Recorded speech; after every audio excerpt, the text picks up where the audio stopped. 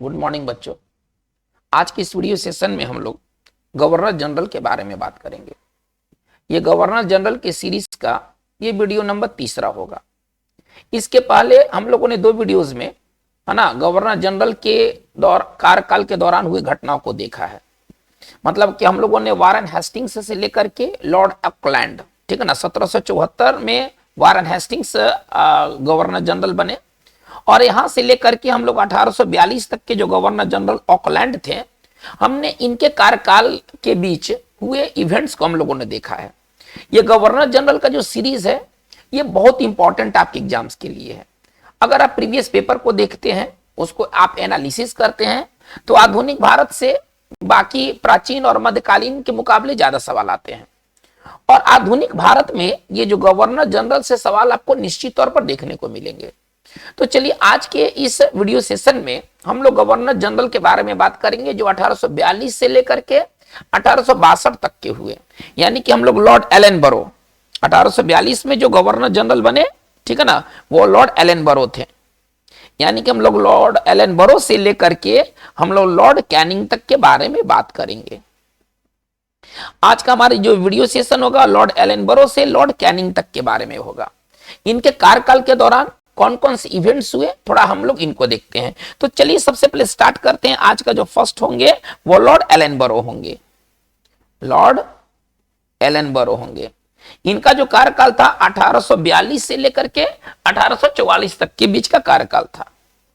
चलिए देखते हैं कि इनके शासनकाल के दौरान भारत में कौन कौन सी घटनाएं घटी। चलिए इनके कार्यकाल के दौरान हम लोग कुछ इवेंट्स को देख लेते हैं।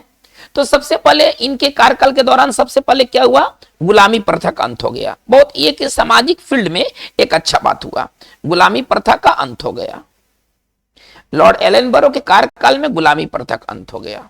अच्छा, इनके कार्यकाल के दौरान दूसरा क्या घटना घटा, तो सिंध का, ठीक है ना, सिंध जो सिंध प्रांत था, सिंध का कंपनी, है ना, कंपनी राज्य में विलय हो गया। सिंध का कंपनी राज्य में विलय हो गया। ये 2 इंपॉर्टेंट घटनाएं घटी, है ना, लॉर्ड एलनबरो के कार्यकाल के दौरान। पहला तो गुलामी प्रथा का अंत हो गया और सिंध का कंपनी राज्य में विलय हो गया। ये जो विलय होने वाली बात हुई ये 1843 में हुई। चलिए बात को आगे लेके चलते हम लोग। देखिए जो लॉर्ड एलनबरो का जो कार्यकाल है, ठीक है ना, ये कुशल आक्रमण्यता की नीति, है ना, कुशल आक्रमण्यता की नीति के लिए जाना जाता है। ठीक है ना, इन्होंने एक कुशल आक्रमण्यता की नीति अपनाई। मतलब कि हम कुछ करेंगे नहीं, एकदम आक्रमण्य रहेंगे। और इसमें भी हम मास्टर हैं, मतलब आक्रमण्यता में भी हम लोग मास्टर, मतलब इसको अगर इंग्लिश में कहा जाए तो पॉलिसी ऑफ मास्टरली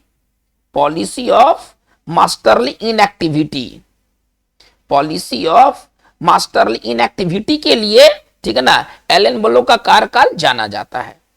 चलिए तो ये लॉर्ड एलनबरो के कार्यकाल में 2 महत्वपूर्ण बातें हुई। एक तो क्या हुआ, सिंध का, है ना, कंपनी के साम्राज्य में विलय हो गया 1843 ईस्वी में। दूसरा बात क्या हुआ, एक सामाजिक फील्ड में क्या बात हुआ, तो गुलामी प्रथा का अंत हो गया। चलिए बात हम लोग आगे लेके चलते हैं। तो नेक्स्ट जो गवर्नर जनरल आते हैं वो आते हैं लॉर्ड हार्डिंग प्रथम। देखते हैं इनका कार्यकाल कब से कब तक है, तो 1844 से लेकर के 1848, ठीक है ना। लॉर्ड हार्डिंग प्रथम के जो कार्यकाल है वो 1844 से 1848। चलिए अब इनके कार्यकाल के दौरान थोड़ा इवेंट्स को देखते हैं। इनके कार्यकाल में कौन कौन सी घटनाएं घटी, तो ज्यादा कुछ हुआ नहीं, इनके कार्यकाल में कुछ ज्यादा नहीं हुआ। सामाजिक क्षेत्र में क्या हुआ, पहले सामाजिक फ्रंट पर बात करते हैं। तो बालिका हत्या एक अच्छा चीज हुआ, बालिका हत्या। एवं देखिए गोंड जो जनजाति है, ठीक है ना, गोंड जनजाति में ना पहले नर बलि का प्रथा चलता था, ठीक है ना, लोगों का बलि दिया जाता था।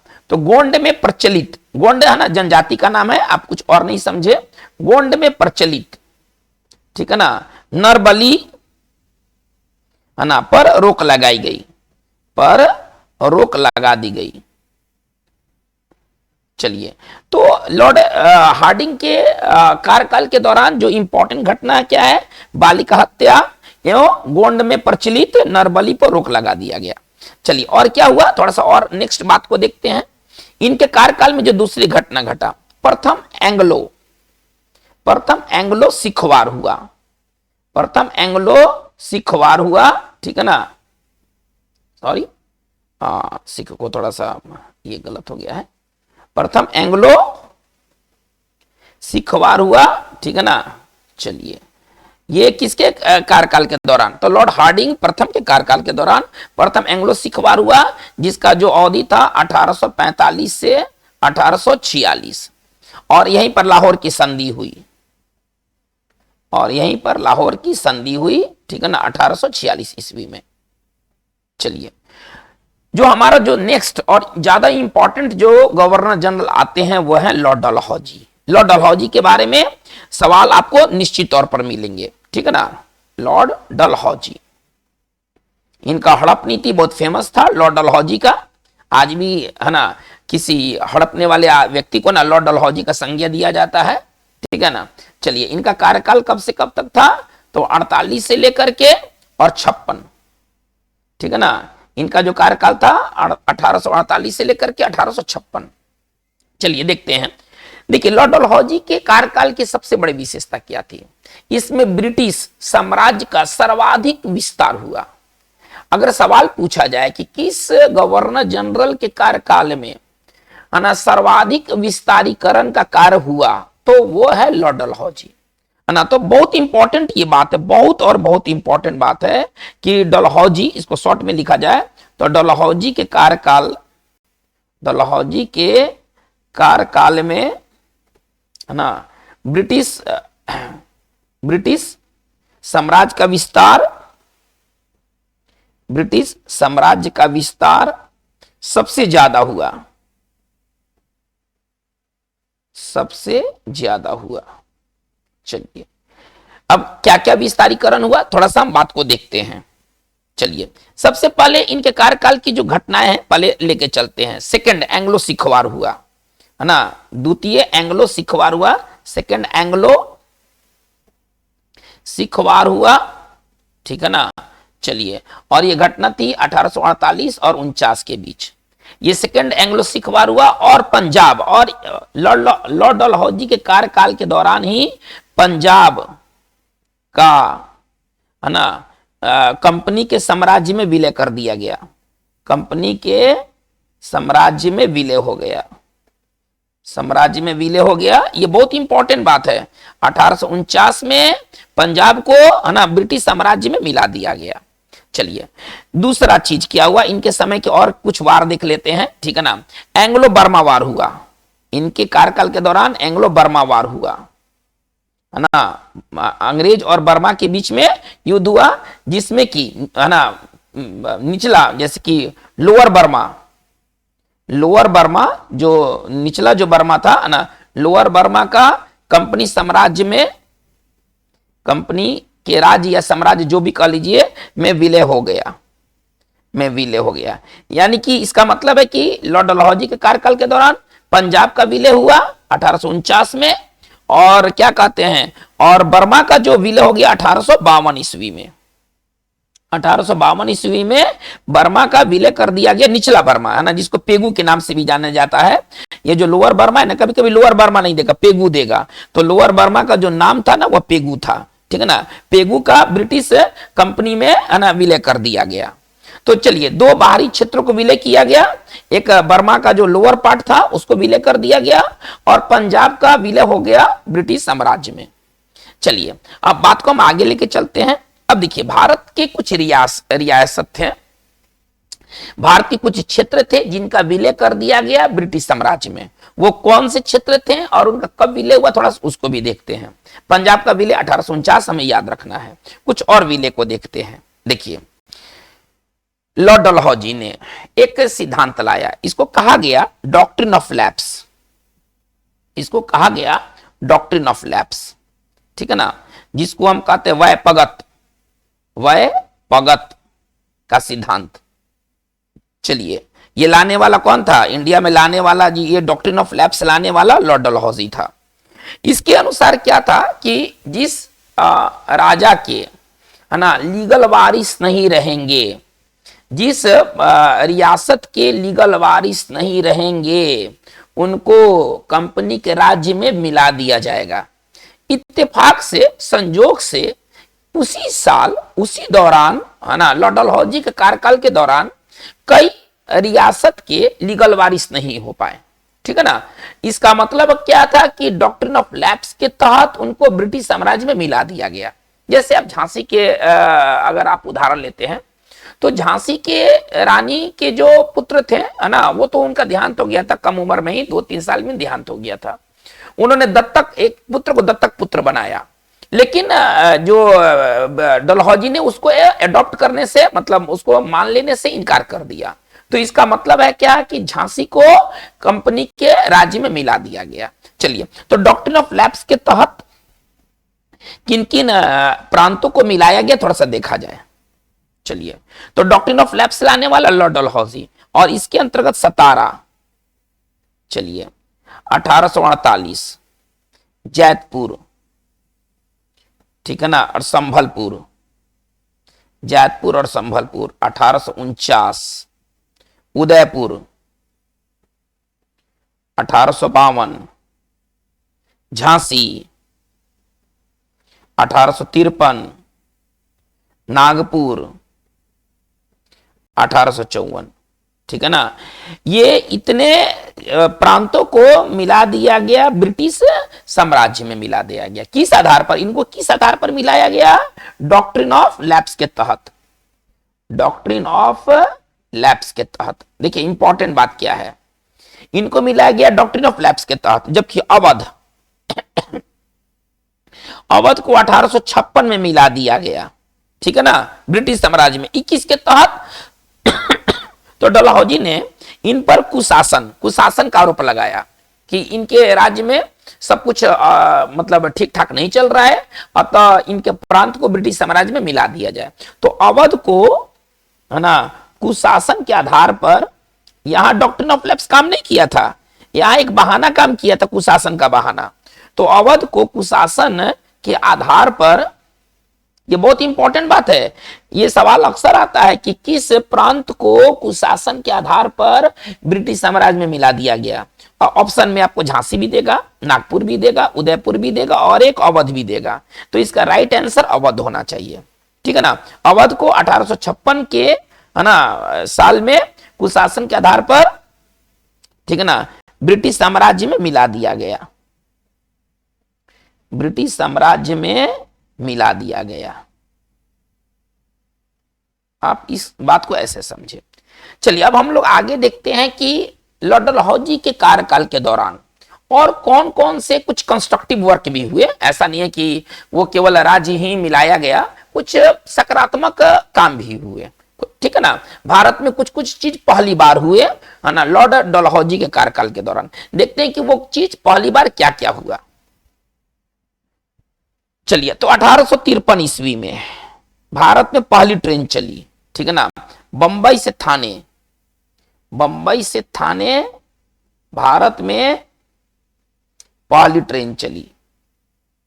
ये, ठीक है ना, ये लॉर्ड डलहौजी के कार्यकाल की बात है। फिर 1854 में ही दूसरी बार ट्रेन चली कलकत्ता से रानीगंज के बीच। कलकत्ता से रानीगंज के बीच दूसरी बार ट्रेन चली। दूसरी बार ट्रेन चली। चलिए कुछ और देखा जाए कि मतलब कि डलहौजी के कार्यकाल में और क्या क्या हुआ। तो 1853 ईस्वी में ही, ठीक है ना, टेलीग्राफ जो लाइन स्टार्ट हुआ। ठीक है ना। सबसे पहला जो टेलीग्राफ जो लाइन था वो कलकत्ता से आगरा के बीच। तो टेलीग्राफ की शुरुआत हुई। आप ऐसे समझिए, टेलीग्राफ की शुरुआत हुई कहां से कहां के बीच? ठीक है ना, कहीं दो स्टेशन के बीच ना टेलीग्राफ की शुरुआत की जाएगी। भारत में टेलीग्राफ के पिता किसको माना जाता है? लॉर्ड डलहौजी को। बहुत इंपॉर्टेंट। 1853 ईस्वी में टेलीग्राफ की शुरुआत हुई कहां से कहां के बीच? तो आगरा से कोलकाता, या कोलकाता से आगरा, कहीं से ले ले। तो कोलकाता से आगरा के बीच टेलीग्राफ की शुरुआत हुई। ठीक है ना। ये दो बात बहुत इंपॉर्टेंट है। ट्रेन चला बंबई से थाने, और टेलीग्राफ की स्टार्टिंग कहां से हुई? कलकत्ता से आगरा। ठीक है ना। चलिए इसके बाद और देखा जाए कि लॉर्ड डलहौजी के कार्यकाल में और क्या क्या चीज हुआ। तो सबसे पहले कि शिमला, एक बहुत इंपॉर्टेंट बात है, शिमला को ग्रीष्मकालीन, है ना, ग्रीष्मकालीन राजधानी बनाया गया,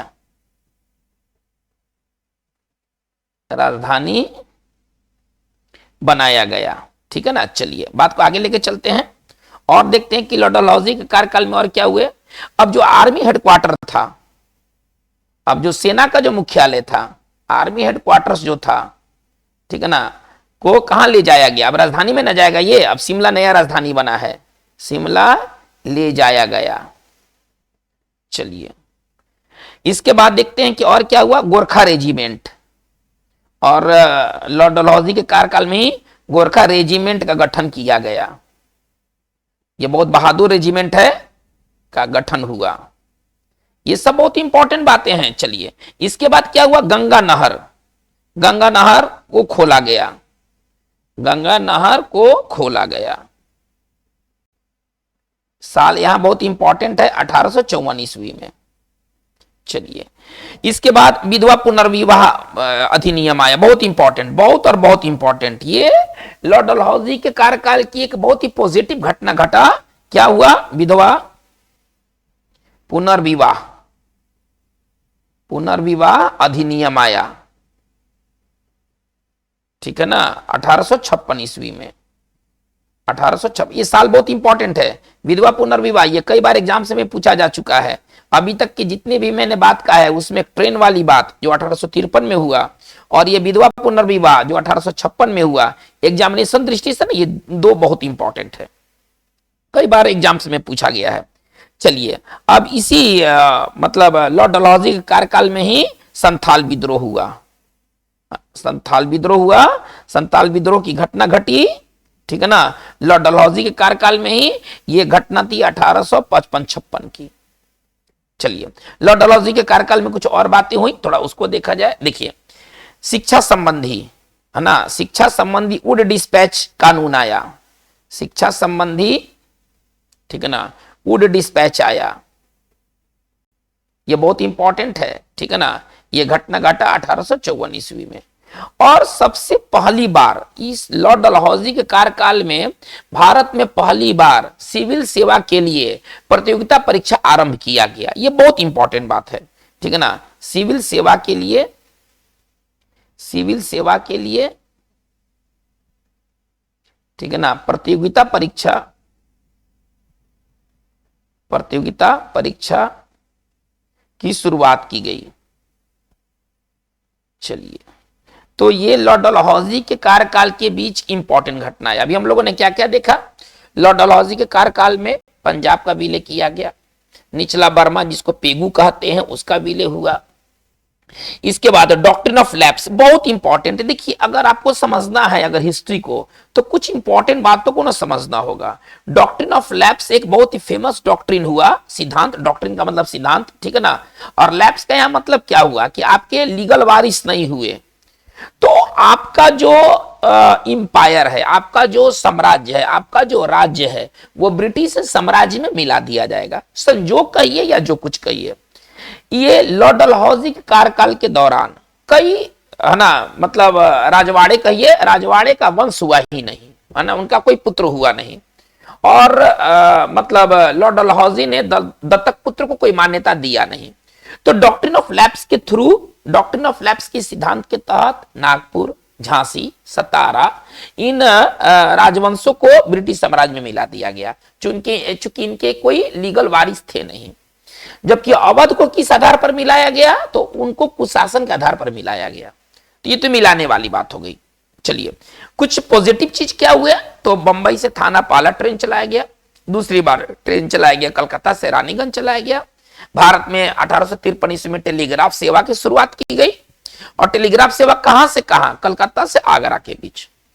इसके बाद क्या हुआ कि शिमला को ग्रीष्मकालीन राजधानी बनाया गया, गोरखा रेजिमेंट का गठन किया गया, ठीक है ना, गंगा नहर की शुरुआत की गई, ठीक है ना। ये सब बहुत इंपॉर्टेंट है। और एक लास्ट इंपॉर्टेंट बात क्या है कि प्रत्येक प्रांत में जो आप पीडब्ल्यूडी सुनते हैं, पीडब्ल्यूडी, ठीक है ना, हर एक जिला में पीडब्ल्यूडी मिलेंगे, पब्लिक वेलफेयर डिपार्टमेंट, ठीक है ना। तो पीडब्ल्यूडी का गठन किसका देन है, तो वो लॉर्ड डलहौजी का देन है, ठीक है ना। तो इस हम कह सकते हैं क्या कि प्रत्येक प्रांत में लोक निर्माण विभाग है ना, लोक निर्माण विभाग, ठीक है ना, जिसको हम लोग कहते हैं पीडब्ल्यूडी, ठीक है ना, का गठन किया गया, का स्थापना किया गया। ये स्थापना किसके कार्यकाल में हुआ, तो लॉर्ड डलहौजी के कार्यकाल में हुआ। चलिए, तो ये लॉर्ड डलहौजी के बारे में इतना इंपॉर्टेंट बात है। अब हम आगे बढ़ते हैं। अब हमारा जो नेक्स्ट जो गवर्नर जनरल है वो लॉर्ड कैनिंग। लॉर्ड कैनिंग के बारे में क्या कहा जा सकता है, अंतिम गवर्नर जनरल और प्रथम वायसराय। ये अंतिम गवर्नर जनरल थे, है ना। पिछले वीडियो में भी इसके बारे में बात किया गया था, अंतिम गवर्नर जनरल, ठीक है ना, अंतिम गवर्नर जनरल और प्रथम वायसराय। भारत के प्रथम वायसराय कौन, तो लॉर्ड कैनिंग, और भारत के अंतिम गवर्नर जनरल कौन, तो लॉर्ड कैनिंग। इनका कार्यकाल कब से कब तक था, तो 1856 से लेकर के 1862। चलिए देखते हैं कि इनके कार्यकाल के बीच मुख्य इवेंट्स क्या क्या थे, मुख्य घटनाएं क्या क्या थी। तो सबसे पहले इनके कार्यकाल में क्या हुआ, तो 3 शहर कोलकाता, मुंबई और मद्रास, कलकत्ता, मुंबई एवं मद्रास में है ना विश्वविद्यालय की स्थापना किया गया, विश्वविद्यालय का स्थापना हुआ। ये जो 3 जो कलकत्ता यूनिवर्सिटी, मुंबई यूनिवर्सिटी और जो मद्रास यूनिवर्सिटी हैं, ये कब क्या स्थापित है, तो 1856-57 का ये घटना है, ठीक है ना। चूंकि लॉर्ड कैनिंग कब आए, 56 में आए, तो जाहिर सी बात है कि यूनिवर्सिटी पहले तो बना ही नहीं होगा, ये लॉर्ड कैनिंग के आने के बाद की घटना है। तो ये जो तीनों यूनिवर्सिटी ये किस साल के देन है, 1856 की देन है, क्योंकि 1857 में तो क्रांति हो गया था, 1857 में तो क्रांति हो गया था। तो चलिए हम बात को देखते हैं। हमारा जो कोलकाता, मुंबई और मद्रास में विश्वविद्यालय का स्थापना हुआ लॉर्ड कैनिंग के शासनकाल में, और ये जो स्थापना जो साल था वो 1857 था। इसी साल 1857 में ही 1857 का विद्रोह हो गया, 1857 का विद्रोह हो गया। ये लॉर्ड कैनिंग के शासन काल की सबसे बड़ी घटना थी 1857 का विद्रोह। तो ये सवाल आ सकता है कि 1857 के विद्रोह के समय भारत का गवर्नर जनरल कौन था, तो आंसर होगा सीधा और सीधा लॉर्ड कैनिंग। चलिए हम लोग बात को आगे लेके चलते हैं। चलिए अब इस क्रांति के बाद क्या हुआ, तो 1858 में, ठीक है ना, भारत सरकार अधिनियम आया, एक अधिनियम आया, भारत सरकार अधिनियम आया। और भारत सरकार अधिनियम के तहत, ठीक है ना, भारत में कंपनी का शासन खत्म हो गया।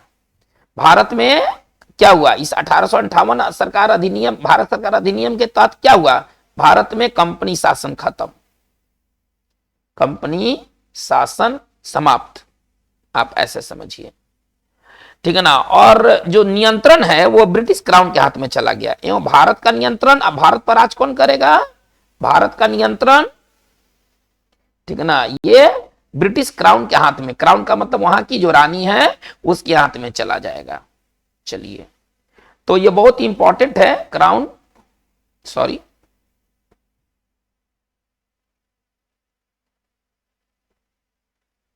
ब्रिटिश क्राउन के हाथ में ये चला गया। 1858 के भारत सरकार अधिनियम के तहत क्या हुआ, भारत में कंपनी शासन समाप्त हो गया, और भारत का नियंत्रण अब किसके, शासन का नियंत्रण किसके हाथ में चला गया, तो ब्रिटिश क्राउन के हाथ में चला गया। चलिए अब मतलब कि अब क्या हो गए, पहले ये तो गवर्नर जनरल थे ना, अब ये वायसराय हो गए, अब ये वायसराय हो गए, अब लॉर्ड कैनिंग वायसराय हो गए। अब लॉर्ड कैनिंग को वायसराय के रूप में देखते हैं। अभी तो हम लोग देख रहे थे गवर्नर जनरल के रूप में, अब लॉर्ड कैनिंग वायसराय बन गए, ये भारत के प्रथम वायसराय थे, ठीक है ना। चलिए अब वायसराय के मतलब जब इन्होंने वायसराय का पद संभाला तो कौन सी घटनाएं हुई भाई इनके वायसराय के कार्यकाल में, तो सबसे पहले यूरोपीय सेना द्वारा, आप ऐसे समझिए, है ना, श्वेत विद्रोह हो गया, है ना, यूरोपीय सेना द्वारा श्वेत विद्रोह हो गया, और ये घटना घटी ठीक है ना। और ये घटना घटी है 1859 की, है ना। व्हाइट म्यूटिनी इसको कहते हैं ना, इसको इंग्लिश में कहते हैं व्हाइट म्यूटिनी, इसको इंग्लिश में कहा जाए तो व्हाइट म्यूटिनी, ठीक है ना। ये घटना घटी है 1859। चलिए दूसरा चीज क्या हुआ, तो इसमें आईपीसी, इंडियन पेनाल कोड, भारतीय दंड संहिता, भारतीय दंड संहिता, है ना, ये आया कब, 1861 ईस्वी में। आईपीसी जो है वो भारतीय जो दंड संहिता आया वो 1860-61, मतलब ज्यादा इसको अगर करेक्ट मानना है तो 60 मान के चलिए, जो ज्यादा इसका एक्यूरेट फिगर है। तो भारतीय दंड संहिता आया कब, 1860 ईस्वी में। चलिए पुलिस विभाग का गठन किया गया, किसके द्वारा, इस सब लॉर्ड कैनिंग के कार्यकाल की बात है। अब लॉर्ड कैनिंग कौन है, वायसराय हैं। तो पुलिस विभाग का गठन किया गया। चलिए ये घटना घटी 1861 ईस्वी की, और भारतीय शासन अधिनियम इसी समय आया, भारतीय शासन अधिनियम इसी समय आया, ठीक है ना, 1861 में। तो ये लॉर्ड कैनिंग के कार्यकाल के, है ना, दौरान मुख्य घटित होने वाली घटना है। क्या क्या हुआ लॉर्ड कैनिंग के, एक बार इसको रिकैप कर लेते हैं। लॉर्ड कैनिंग के कार्यकाल में क्या हुआ, तो मद्रास, चेन्नई जिसको आज हम कहते हैं, कोलकाता और मुंबई में यूनिवर्सिटी का स्थापना हुआ। दूसरा और सर्वाधिक इंपॉर्टेंट घटना कैनिंग के शासनकाल में क्या हुआ, तो 1857 की क्रांति घटित हुई। इसके बाद 1858 में भारत में जो ब्रिटिश पहले कंपनी का जो राज था वो राज खत्म हो गया। अब ये राज किसके हाथ में चला गया, तो ब्रिटेन के जो महारानी है उनके हाथ में चला गया, ब्रिटिश क्राउन के हाथ में चला गया। चलिए अब जब लॉर्ड कैनिंग वायसराय रूप में बने, वायसराय जब बने, तब इनके समक्ष कौन कौन सी घटनाएं हुई इनके कार्यकाल के दौरान, तो सबसे पहले व्हाइट म्यूटिनी हुई, यूरोपीय सेना में विद्रोह आ गया। ये तो पहले भारतीय सेनाओं में होते थे, लेकिन लॉर्ड कैनिंग के कार्यकाल के दौरान यूरोपीय सेना में भी बगावत शुरू हो गया। चलिए ये तो एक बात हुई। दूसरा आईपीसी, जिसको हम इंडियन पेनाल कोड कहते हैं, ठीक है ना, भारतीय दंड संहिता, ये अस्तित्व में आया 1860 को। भारत में पुलिस विभाग का गठन किया गया 1861 ईस्वी को, और भारत सरकार अधिनियम आया 1861 ईस्वी को। तो बच्चों आज का हमारा ये वीडियो सेशन में बात इतना ही। अभी आगे के, अब हम लोग वायसराय के, अब हम लोग युग में चले गए। ये लॉर्ड कैनिंग अंतिम ये गवर्नर जनरल और प्रथम वायसराय थे। इसका मतलब है कि हमारा गवर्नर जनरल का जो सीरीज था 1774 से लेकर के और 1857 तक वो समाप्त हो गया। अब हम लोग 1858 से लेकर के, ठीक है ना, सॉरी 1858 से लेकर के अगर हम आगे की ओर जाते हैं तो अब हमें वायसराय मिलेंगे। अब इनसे जो संबंधित वीडियोस होंगे आगे के दिनों में देखने को मिलेंगे। आज की बात बस हमारा इतना ही रहेगा। Thank you very much.